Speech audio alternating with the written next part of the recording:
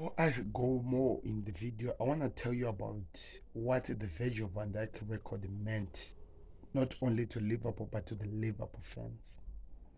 The Virgil van Dijk record was he had until recently 70 games played at Anfield without losing a game. That was a huge thing. That was really one of the biggest things.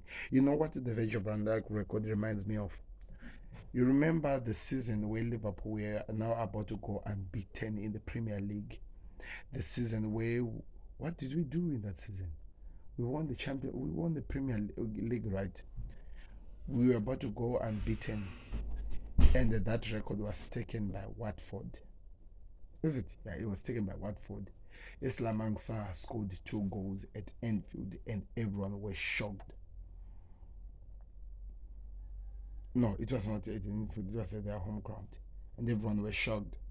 That's how the Virgil van Dijk record meant to the Liverpool fans. Because as much as now everyone knows how terrible we are at the moment, as much as everyone knows how any other team that wants to beat us can just go and do it, this was the only glimpse of hope we had to brag about. And for it to be taken by Leeds, that is so painful. Let's get into the video. Hello guys, welcome back to another video. This is the Football Connect. This is the show what we learned from Liverpool 1 Leeds United 2 game, which was played at Anfield last Saturday evening. Everything was okay, everything was going so well. It was one of the most open games that I've ever watched, which I felt like, to be honest, when you go look at it, even though we did not win and even though we did not really do our very best, Liverpool played decent. I didn't say, well, get me clear, people. They played decent. When I say they played decent, it means they were attacking, they were doing what they needed to do, but not enough to win, not enough to raise the roof. Of course, some people are gonna talk about how good the Leeds goalkeeper was. Yes, and he was very good. He was maybe in some moments, in some way, the difference maker. He was one of the guys that kept the team into the game, saving those shots from Darwin Nunes, the headers from Firmino, the shots from Salah. He was everywhere, and we need to give him so much respect. Well, I'm gonna tell you the game plan that Leeds had over going to this game. Leeds' plan was to not allow Virgil van Dijk to be the one who clears the ball out of the 18 area of Liverpool. They needed that to be Joe Gomez's job. The reason why they needed that Joe Gomez's job is because they knew that, firstly, if Joe Gomez is the one who takes the ball out, it won't have really enough momentum to head the ball shots and the balls that are released from Joe Gomez's side. And also they knew that putting so much pressure on Van Dijk and just a little on Joe Gomez will cause in some problems where he will make mistakes that will cost the club Liverpool. And well, it did not even take even 5 minutes for that to happen. Joe Gomez makes it did not look where Alisson was, passed the ball, and guess what? The goal scored. The goal was scored, and we were already behind before we even started. We were already behind. It is so painful to watch how much teams are taking so much advantage on the right side of Liverpool. Of course, because there's no Virgil van Dijk, and also, of course, they know the weaknesses that are there in Trent Alexander-Arnold and also in Joe Gomez. It's really painful because these are some of the things you thought maybe we will be ready for. I really thought signing Ramsey would have actually prepared us so well, but teams still are exploiting that side. That's what Napoli did again.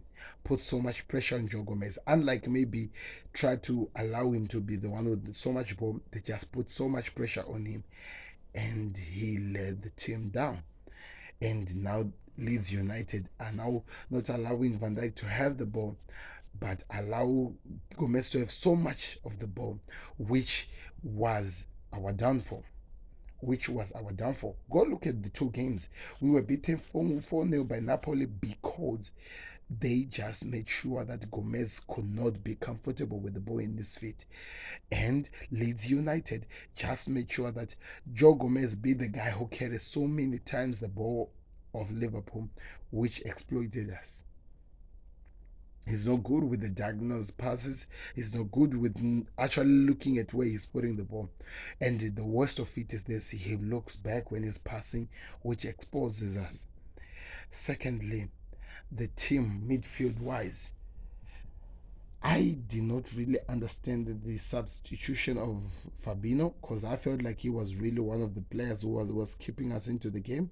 Javier Lot, of course, the mistakes were happening. And Curtis Jones was the clear replacement, which I think we needed.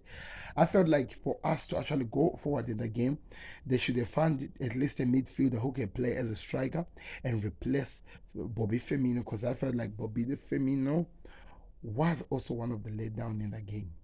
And indeed, he was. We lost that game not because we were not good. We lost that game because we were just outclassed. They just knew our weakness and they knew how to expose us. And that's exactly what happened. Go really look at the game and see how their goals came about. Go see how they took the advantage of that. Some moments, whenever our main defender, Virgil van Dijk, is expected to take a move, he just freezes and look at the direction of where the ball came from and how Trent Alexander-Arnold allowed the person to pass the ball into the 18 area. Wow, there was a lot of defenders and only a kid called Smav there or something like whatever the name is was able to score. We are in a crisis, and the crisis is not gonna go anywhere soon. We were beaten by Nottingham Forest. We were beaten now by Leeds United, and currently it looks like anybody who has a brain and who has the enough energy can beat Liverpool. It looks like that, and for a team we were hoping could finish number one or two, for a team that we were hoping could challenge Manchester City, and for a team that we were hoping could actually run for the top four, it's painful. I don't know. What did you learn when you watched the game between Liverpool and Leeds? These, I think, are the most important things that I just talked about. Tell me if you have another game that you want me to cover to analyze what we learned in that game. But all in all, this is with people.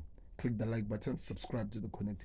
Click here to watch my big match preview when I was talking about what Tottenham needs to do to beat Marseille.